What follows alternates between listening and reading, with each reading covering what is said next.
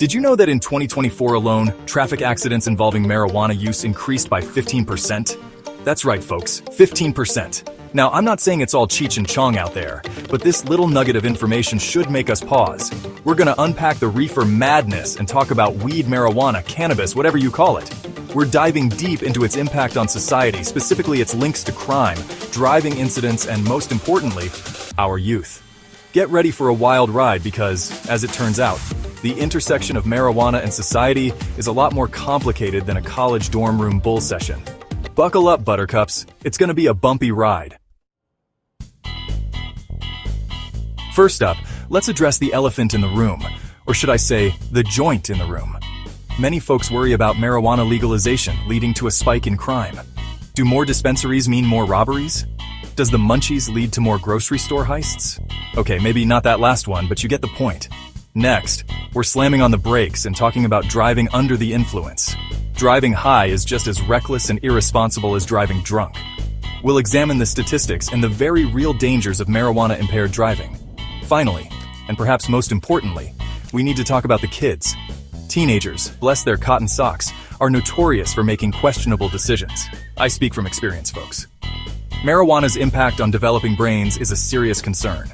We'll delve into the science and the long-term consequences.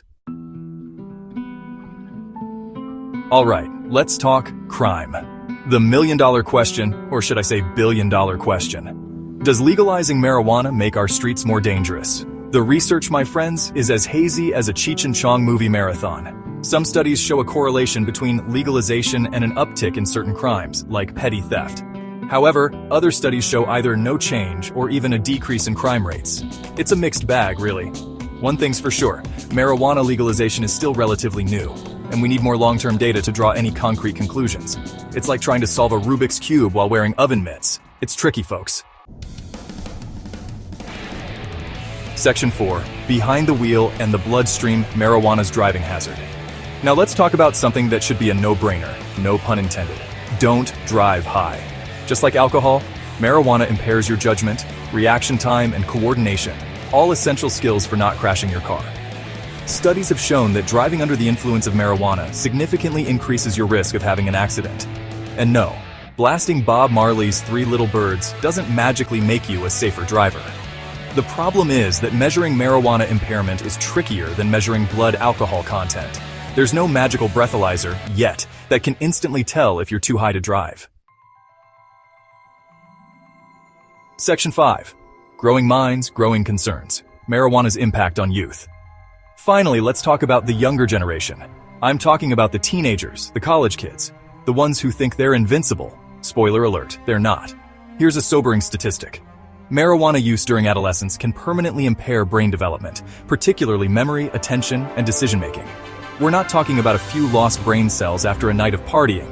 We're talking about potentially life-altering consequences. And remember, folks, a teenager's brain is still developing well into their mid-20s.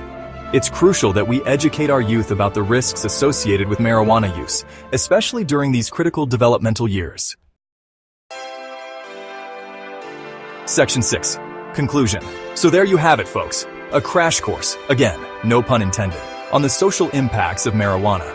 We've covered the potential links to crime, the dangers of driving high, and the very real concerns surrounding youth marijuana use.